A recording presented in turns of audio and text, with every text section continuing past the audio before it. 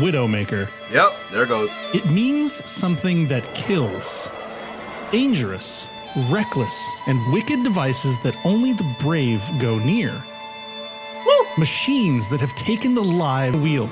Hold on, bro. I'm already emotionally attached to this video. This is a crazy video. This is insane. Hold on, bro. Lock in. Terrify even the most brave among us. See, all right, I'm pausing again. Like, that shit, I don't know. I don't know why. I must be a sick man. Why do you know that something is dangerous and that makes it more attractive to you? Like, I know the Carrera GT is dangerous, but I just want my shot. I want it. I want to drive it. I want it. You know? Like, I don't know. It's just, wow. And yet, we keep making them. Damn! As if our brains are wired this way.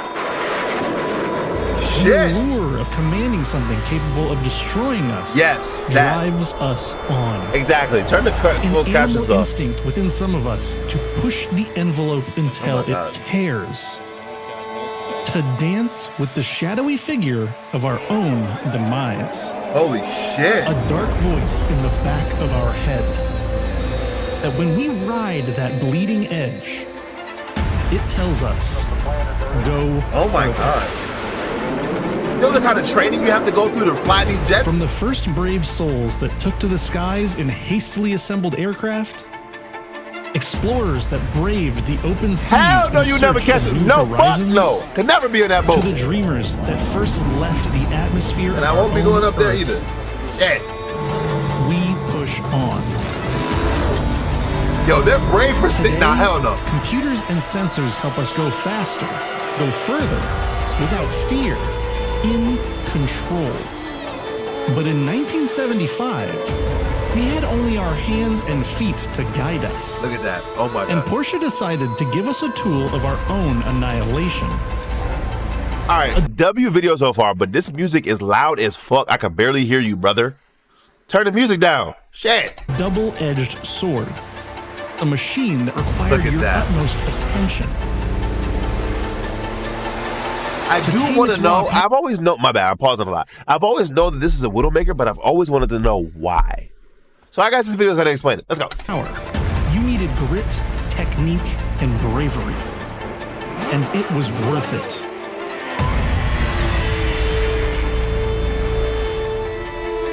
This was the Widowmaker. The 930 And I'm wondering if it's the turbo. Widowmaker because people didn't know how to drive it, or if it's because it's actually a dangerous vehicle. Chuck Yeager was the first human being to hurtle across the sound barrier. Damn. He did it piloting the Bell X1. That should look like a milk carton. Piloting is a word I'm using generously here. The X1 was nothing more than a rocket modeled after a .50 caliber bullet. Damn. His odds of success were, well, let's just say there were a lot of death pools for early test pilots. Yet, it was Yeager's respect for his own mortality that kept him above ground.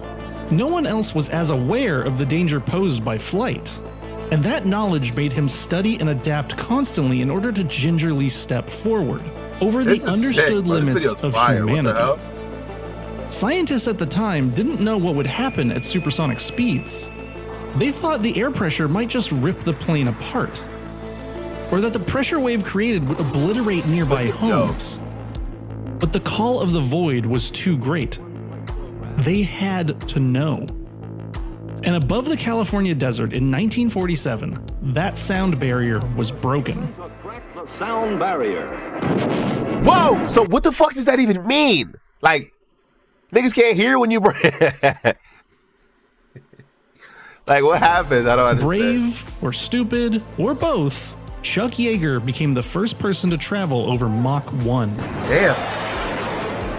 A mere 7 years later, the US was already trying for Mach 2. And yet again, it was Chuck Yeager that climbed into the flying coffin known as the XF-104 Starfighter. The flying coffin. To underline how courageous this was, he was piloting the third Starfighter. The first two had already crashed. And the third fared no better. Chuck survived the incident and went on to do something safer like fly for NASA. The US, on the other hand, had wars to win. and a new high-altitude interceptor could help turn the tides of battle.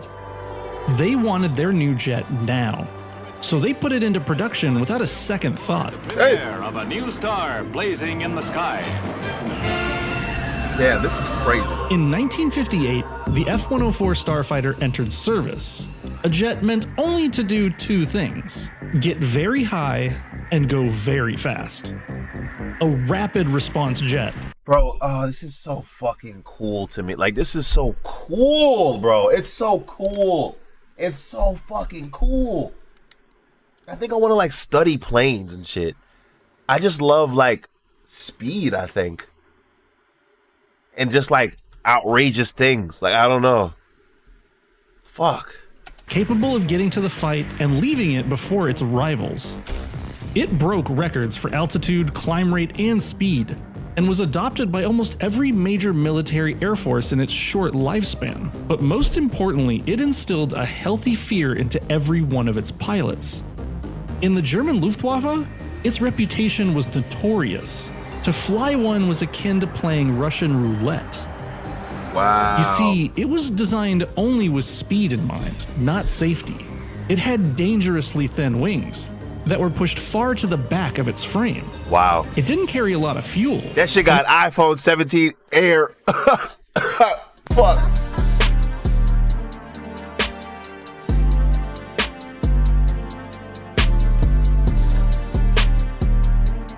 How long the YouTube video gonna be? What are you talking about? It couldn't turn very hard. And it was terrifying to land because if you got too slow, it would simply fall out of the damn sky. What?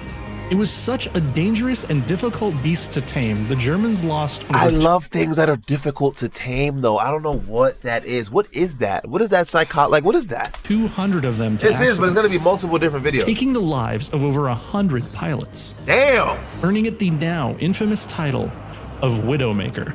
Damn! A tool as deadly to its operator as it is to its enemies. Although the stakes are never as high as in war, the racetrack is a very real battlefield, where competitors have to fight for every inch, and in many cases, failure carries the same consequence. Apple sucks. Got a green bubble warrior. Ugh. We all have a desire to create something that will show we were here and did something of value. To create something timeless. Wait, Enter- what? When the F-104 went Mach when trying to bomb, the bomb will get sucked up into the jet from the airflow, causing it to rip holes into the plane or the bomb blowing up. That is insane. Like, pushing limits beyond, like, actual possibility is, I don't know. Something sick about Porsche, that. who was no stranger to war. They are, after all, a company founded in Germany prior to 1935. And like nearly all companies who forged weapons for combat, after the war they found a home in automobiles and racing. In the 60s, they found themselves standing toe-to-toe with Ferrari and Ford, even stealing a win from the Blue Oval in Le Mans with the legendary 917. Woo! By 1972, Porsche was well on its way to becoming the king of motorsports. They were a household name in Le Mans, I need a Porsche. I need a Porsche. I ain't French. I need a Porsche. Rally, GTP, and had entered the infamous Canadian-American Challenge Series.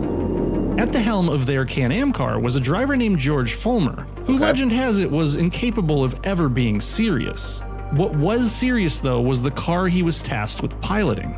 It was dubbed Turbo Panzer, or 917/10. Ooh. It was an 1100 horsepower demon based on the In Le the Mans 70s? What? I didn't even know that number existed back then. Even in racing. What? What the fuck? Yo, Rock, what up, man? What up? Wait. Streams are only like 3-4 hours. Mama deal. winning 917. The 917-10 had a bigger engine and an even bigger turbo. That's crazy. For his first race, Fulmer was handed the keys to the 917-10 at a Can-Am race at Road Atlanta. Fulmer had never driven the 917-10. He'd also So his never first time driving this shit was in a race? Epic shit. Did he win? Just talk. driven at Road Atlanta. Oh shit was about all he could muster to say before he took the challenge. Despite his misgivings, he and the 91710 would bring home the gold. I knew, bro. Bro, the first time you drive some shit and you win, bro? What the fuck? Essentially ruined Can-Am forever. Seriously. The Can-Am Association effectively banned the 91710 specifically. Wow. Then stopped running the race entirely. The end of Can-Am racing left a turbo-shaped hole in Porsche's heart though. So they set their sights on the Grand Touring Championship in Group 4. And Group 4 meant homologation, meaning if a car was going to be raced, hundreds needed to be sold to the public. Wait, is that how that works, bro? I never knew that. I got so much to learn, bro. So much to learn. Unsuspecting public that was about to witness a beast that refused to be tamed. So, all right, let me pause real quick. My question is like, all right, so if that's a Widowmaker back then, with the power levels that we're used to now, is it still a Widowmaker? Like, was it a Widowmaker because it's a power level that they've never seen before and nobody knew how to handle it yet? Or is it a Widowmaker because it's just an insane car? Like, I don't, you know what I'm saying? Because I know the car, let me see. Practicality and value. The choice was clear. The 911 was already the perfect sports car, the chassis already tuned to perfection. It just wasn't fast enough. Porsche's solution was to pull the 3.0-liter engine from the Carrera RS, their most powerful engine of the time. And a wise man, Dr. Ernst Fuhrmann, decided, fuck it, let's turbocharge it. Woo! Give it massive power. Consequences be damned. It was one of the least Porsche things Porsche has ever done. Look at, yo, I need a Porsche. I need a Porsche. I need a Porsche. I need a Porsche. I gotta get a Porsche. I gotta get a Porsche.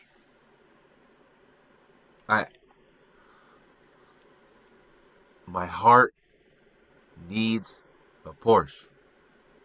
I'm going to cry. Look at how good that looks.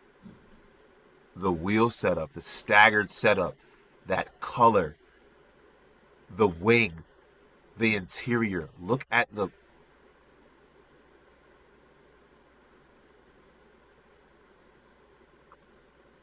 I have goosebumps right now, bro. It's because the turbo would kick in at random RPM. Say it would kick in at 5,000 RPM or 5,500 RPM. It would be uncontrollable, hence the name Widowmaker. Okay, so let's continue. Done. And it was excellent. I only like old the Porsches. new power proved too much for the 911's chassis at the time. So Porsche widened the rear axles to try to keep it in check. It wasn't enough. So they fashioned a new engine cover with a massive wing providing more downforce. It wasn't enough. They stiffened the suspension, added bigger brakes. It wasn't enough. They employed a more durable 4-speed transmission rather than using a more fragile 5-speed of the time. They did everything they could to tame this new wild monster, and it wasn't enough. In 1975, they gave the green light to release their new child to the ill-prepared. Oh my fucking goodness, look at this, bro. Look at this car, bro. Like Porsche, like, it's not the loudest thing on the road in terms of looks, but goodness gracious, is it one of the best things on the road. Like, look at that. Even to this day. Masses. They called it the 911 Turbo. And yes, they did. It was fast. Much like the Starfighter How much screaming power did it overhead. have? The 930T was little more than a monster of an engine with just enough control to give you the illusion of being in charge. And it was like nothing else at the time. The muscle car was dead. 1970 442. Even in the Corvette had around 200 horsepower. Japan was still a sleeping giant. There alone was this turbocharged monstrosity, poised to blow the competition away. It was immediately adopted by driving enthusiasts, who were tenderly stepping out and acquiring 930s of their own.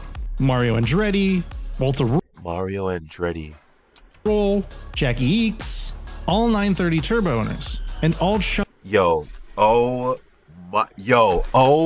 my goodness. Chat, the universe, bro. Hold on. This is all gonna make sense soon. My son just got a car from Cars, and his name is Mario Andretti. Like the movie Cars. Wow. Jaegers in their own right. And this is it. Look at that fucking color. Look at those wheels. I'm gonna cry. Okay, sorry. The very latest 911 Turbo. Not my choice of color, perhaps. This is a 964 though, right? Chuck Yeager, Walter Roll, Jackie Eakes, all 930 Turbo owners, and all Chuck Yeagers in their own right. And this is it. The very latest 911 Turbo. That's not a my 964? choice of color, That's not our ball? But that doesn't detract from these classic 911 Turbo or Crazy lines. T, Crazy T. Fear is an emotion that comes from understanding. An understanding of the danger you're in, because that respect, that fear keeps you alive. Yes. Walter Roll, That is exactly. Hold on, say that again. is an emotion. But that doesn't detract from these classic 911 lines. Fear is an emotion that comes from understanding. An understanding of the danger you're in, because that respect, that fear keeps you alive. That is how I approached my motorcycle. Not that I was afraid, but I was very understanding of the responsibility and consequences behind jumping so far up on the totem pole. Shout out to Slime for the goddamn tier 1. Appreciate you, Slime. You know what I'm saying? Walter Roll, a World Rally Championship driver. The tertiary equivalent of an Air Force veteran, still considered the 930 a challenge to drive. His day job had him piloting Group B cars, Yeah. but the early turbo Porsche proved to be a handful, even in the hands of an expert. Yeah. The 930 Turbo was the fastest German car in production in 1975.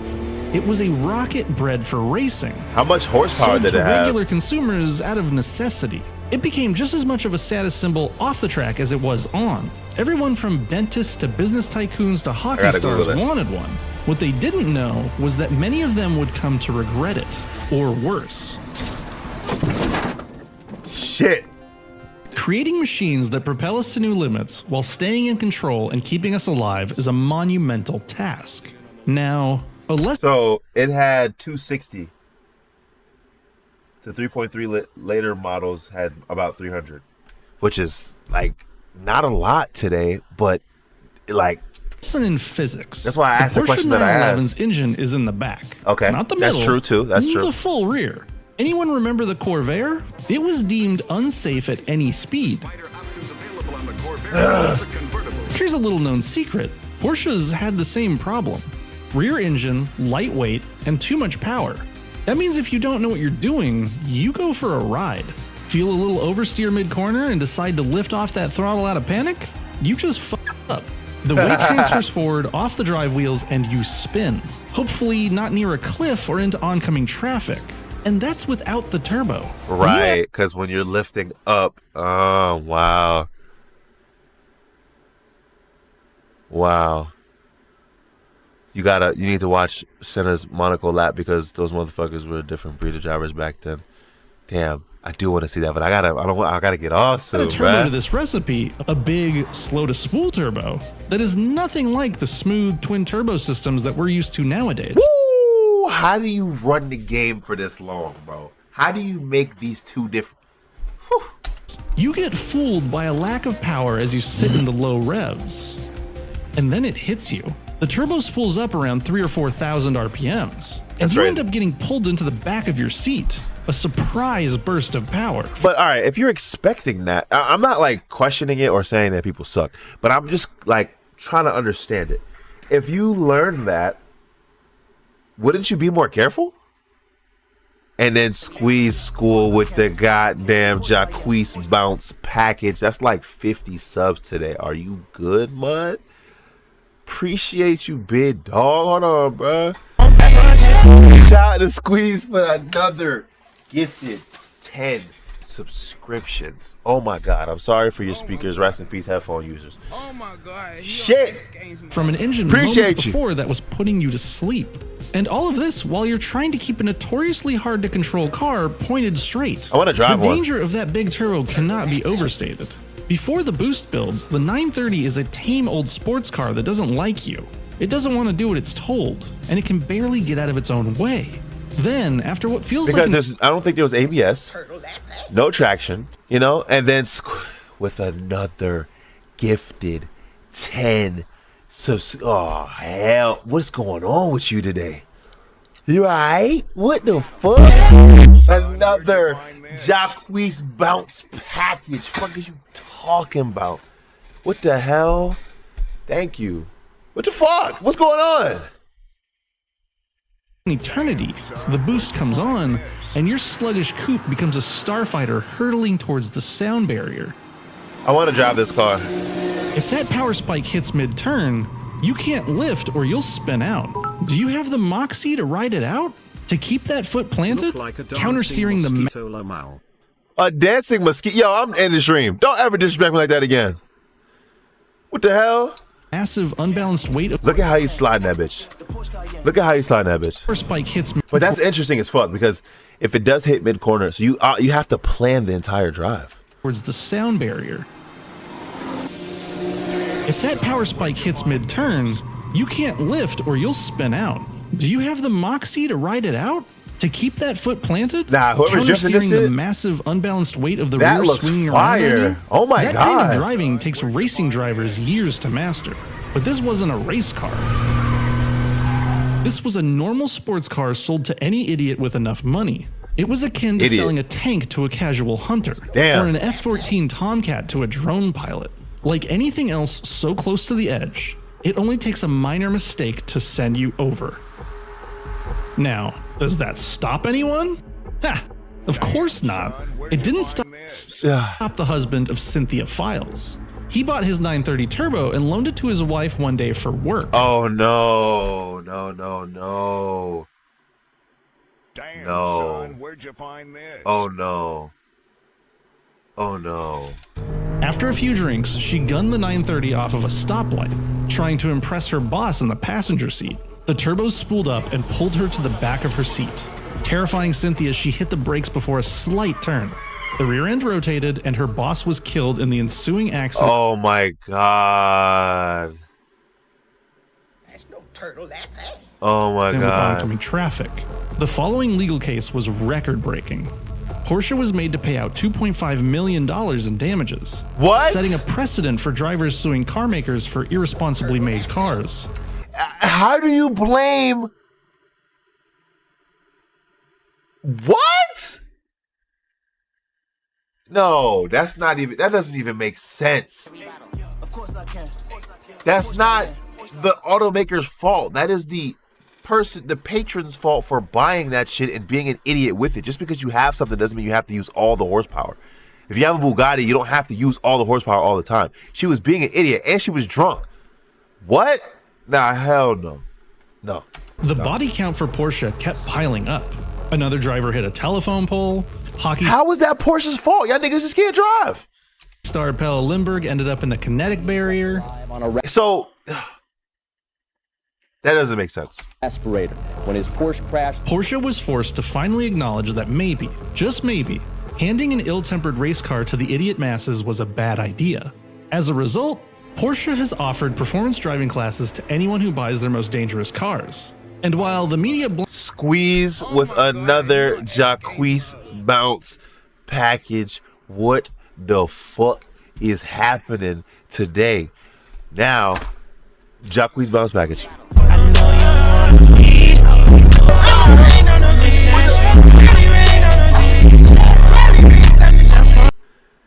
Jeez, bro. blamed Porsche, just like they blamed the Corvair or the MR2 later. Looking like an antelope. Yo, the shut truth up. is always the same. We still want them. These fatal machines. The Ducati We will be humans back want to permanently try when I can't ride it anymore.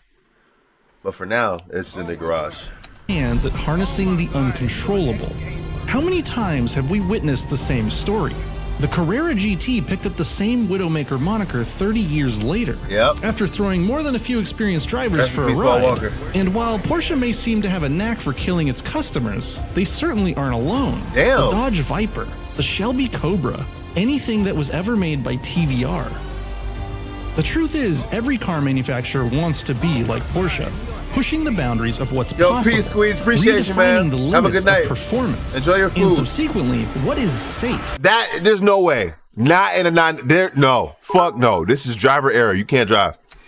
Redefining the Mom agreed that you look like a dancing mosquito. All right, we ain't have to repeat that shit. wants to be like Porsche, pushing the boundaries of what's possible, redefining the limits of performance, and subsequently, what is How do you safe. even do that in an all-wheel drive vehicle? Rarely, though, are they brave enough to do it. Time and time again, Porsche has shown us they are willing to create a hammer too heavy to wield, a blade so sharp it cuts both ways, weapons so powerful they should never be employed. We can argue about whether or not My heart. Oh, yes. hammer Look at too that. heavy to wield, a blade so sharp it Look cuts at how both ways. fucking beautiful and Weapons timeless so that looks. powerful they should never be employed. But that diff does look a little sus. I ain't gonna lie. That shit was like open for a second. I don't know if it's the undulation of the hill, but it looked like it was open and then it looked like it locked. And then Sharp it cuts both ways. Weapons so powerful they should never be employed. he We driving can that argue bitch. about whether or I not don't know. it was I just feel smart like for the 930 God to be trusted in human damn. hands. Oh shit. He went for a swim. I'm sorry. That's not funny. But we cannot argue with its raw power.